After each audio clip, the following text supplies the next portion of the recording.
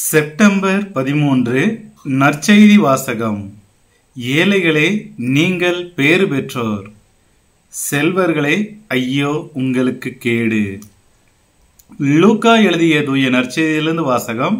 அதிகாரம் 6, இறைவசனங்கள் 20 முதல் 26 முடிய.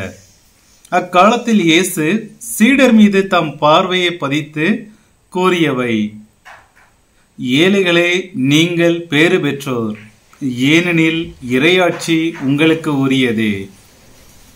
இப்பொழுது பட்டினியாய் இருப்போரே, நீங்கள் பேறு பெற்றோர், ஏனெனில் நீங்கள் நிறைவு பெறுவீர்கள்.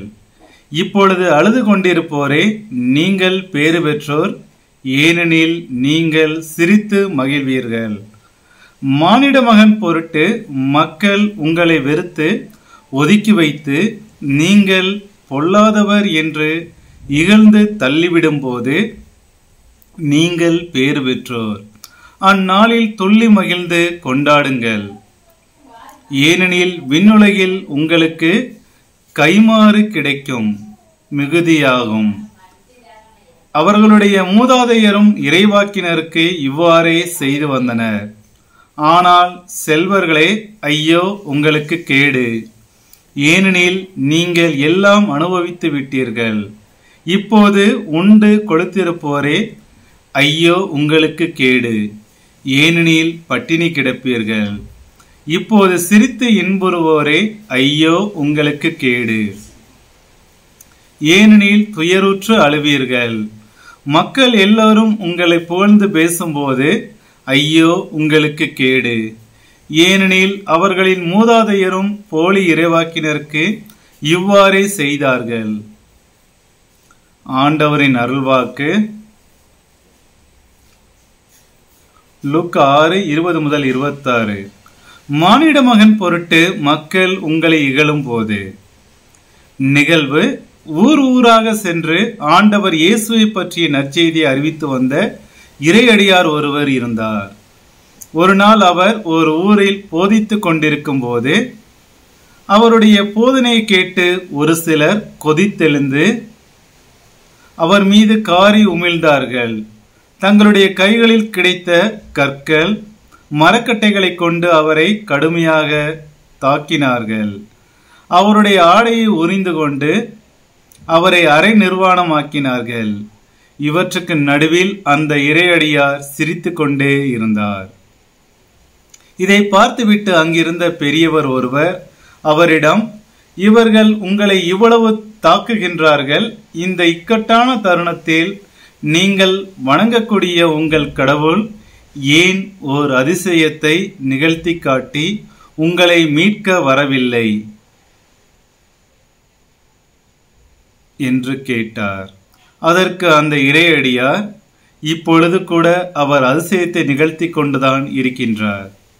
ஆம், இந்த இக்கட்டான வேளையிலும் நான் விண்ணகத்தில் இருப்பதை போன்று உணர்கின்றேனே, அதுவே ஒரு அதிசயம்தானே என்றார். உங்களுடைய நிலைமையை பார்த்தால் பாதாளத்தில், நரகத்தில் இருப்பதை போன்று இருக்கின்றது. அப்படி இருக்கையில் விண்ணகத்தில் இருப்பதை போன்று உணர்கின்றீர்கள் என்று சொல்கிறீர்களே, ஏன் இப்படி சொல்கிறீர்கள் என்று அந்த பெரியவர் கேட்க, பதிலுக்கு இறையடியார், நான் விண்ணகத்தில் இருப்பதை போன்று உணர்கிறேன் என்று சொன்னேனே, அது வெளிப்புறத்தில் அல்ல, என்னுடைய உட்புறத்தில், என்னுடைய உள்ளத்தில் என்றார். பெரியவர் தொடர்ந்து அவரிடம், உங்களுடைய உள்ளத்தில் விண்ணகத்தில் இருப்பதை போன்று உணர்கிறேன் என்று சொல்கிறீர்களே, அதற்கு காரணம் என்ன என்று கேட்டார். பெரியவர், நான் என்னுடைய வாழ்வின் எல்லா சூழ்நிலையிலும் ஆண்டவரின் திருவுளத்தின்படியே நடக்கின்றேன். அதனால் நான் என்னுடைய வாழ்க்கையில் இன்பம் வந்தாலும் துன்பம் வந்தாலும் வெற்றி வந்தாலும் தோல்வி வந்தாலும் விண்ணகத்தில் இருப்பதை போன்றுதான் உணர்கின்றேன். என் ஆண்டவரும் என்னை எந்த சூழ்நிலையிலும் கைவிட்டு விடாமல் என்னை அன்பு செய்து வருகின்றார் என்றார்.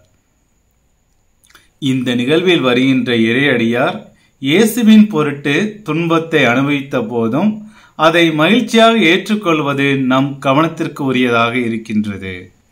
நற்செய்தி வாசகத்தில் இயேசு யாரெல்லாம் பேறு பெற்றோர் என்பதை குறித்து பேசுகின்றார். இதில் இயேசுவின் பொருட்டு இகழ்ந்து ஒதுக்கப்படுவோர் எந்த விதத்தில் பேறு பெற்றோராக இருக்கின்றார்கள் என்பதை குறித்து இப்பொழுது நாம் சிந்தித்து பார்ப்போம்.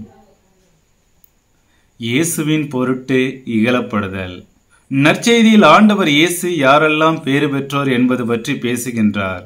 இந்த பேறு பெற்றோர் பட்டியலில் இடம்பெறக்கூடிய ஒரு வகையினர் தான் இயேசுவின் பொருட்டு இகழ்ந்து வெறுத்து ஒதுக்கப்பட்டு துன்பங்களை சந்திக்கக்கூடியவர்கள்.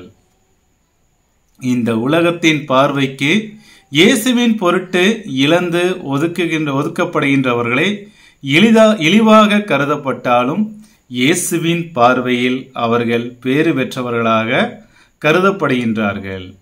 இயேசுவின் பொருட்டு இகழ்ந்து ஒதுக்கப்படுகின்றவர்கள் பேறு பெற்றவர்கள் என்று அழைக்கப்படுவதற்கு மிக முக்கியமான காரணம், அவர்கள் இந்த உலக போக்கின்படி வாழாமல் ஆண்டவருக்கு உகந்த வாழ்க்கை வாழ்கின்றார்கள் என்பதால்தான்.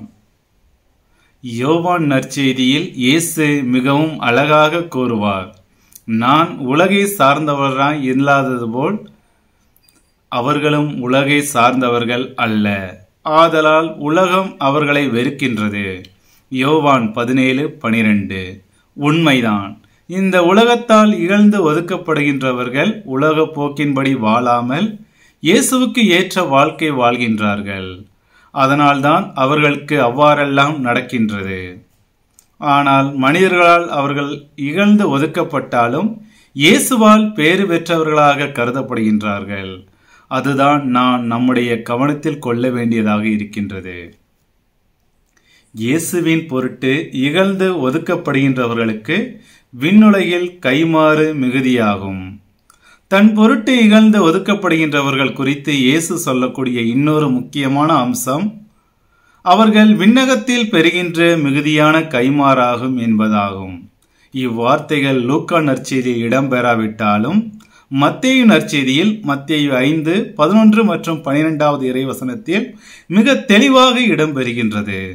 ஆகையால் இயேசுவின் வழியில் நடந்து அவர் பொருட்டு வெறுப்பையும் இகழ்ச்சியும் ஏற்கக்கூடியவர்கள் கலங்க தேவையில்லை. ஏனெனில் விண்ணுலகில் இறைவன் அவர்களுக்கு தருகின்ற கைமாறு மிகுதியாகும். சிந்தனை: உலகம் உங்களை வெறுக்கிறது என்றால் நீங்கள் வியப்படைய வேண்டாம். 1 யோவான் 3:13 என்பார் புனித யோவான்.